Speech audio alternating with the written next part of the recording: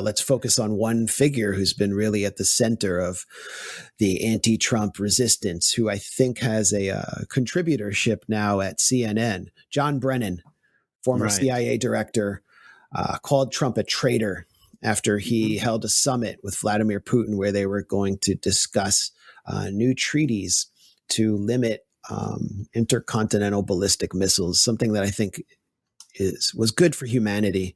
And, of course. Remember the summit where Putin handed Trump a soccer ball, and then CNN promptly produced an article about how that soccer ball could have contained a surveillance device. But John Brennan called Trump a traitor on national TV after that event. And, as much as I really revile Trump, treason carries the death penalty in the United States. And that was really a repulsive statement. Brennan was unable to defend it. John Brennan was in charge for several years of the Syrian proxy war. And part of his disgust with Donald Trump stems from the fact that in 2016, Trump campaigned on rolling back the proxy war while Hillary Clinton was calling for a no-fly zone over Syria, which would have meant a direct confrontation with Russian troops and Iranian troops who are active in Syria, as well as the same kind of regime change catastrophe that we saw in Libya when NATO implemented a no-fly zone there. Donald Trump was saying, we don't know who the rebels are. We don't know who these people are. Why are we giving them weapons? Why are we there? Essentially an anti-interventionist campaign. He was talking about rolling back John Brennan's baby, a multi-billion-dollar arm and equip operation where heavy weapons, anti-tank weapons, were being put in the hands of affiliates of Al Qaeda and various other extremist organizations who are just running rampant through Syria and creating a massive refugee crisis.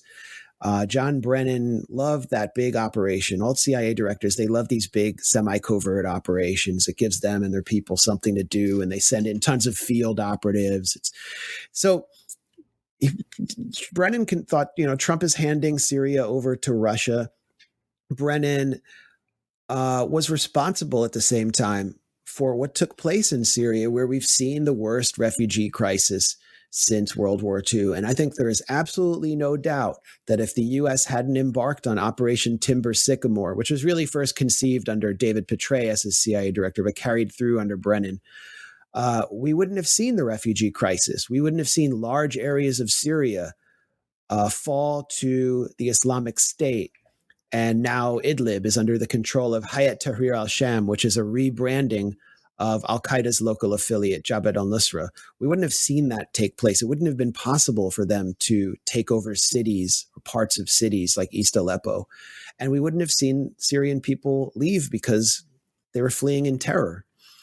And I illustrate in my book how, there were many refugees who said they were fleeing from the government, but pretty much just as many who said they were fleeing from the rebels. And having been to Damascus last year, I met so many internally displaced refugees who had fled there from the so-called rebels.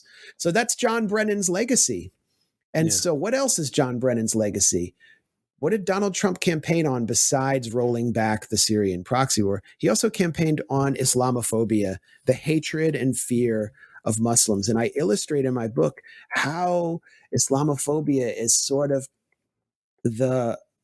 is blowback from the U.S. putting international jihadism on hyperdrive in perverting the image of Islam in the Western mind, as well as the fact that you had 1 million Syrians marching on the Balkan Trail towards Western Europe, seeking some place to go after being forced from their homes because of this gigantic proxy war.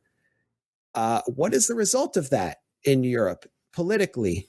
The result is a bonanza for the right wing. The result in the U.S. is Trump promising on the campaign trail a Muslim ban, particularly to ban Syrians. And every Republican governor in the United States followed suit and said, we will not accept any Syrian refugees. Thank you, John Brennan. And finally, with the Russiagate hysteria, I mean, we can get into that later, but were it not for Russian intervention in Syria, the state would have been overrun as Libya was. And the refugee crisis would have been 10 times worse. Now the country is gradually becoming stabilized, even though it's much more poor than it was before and is under sanctions. And John Brennan hates to see that.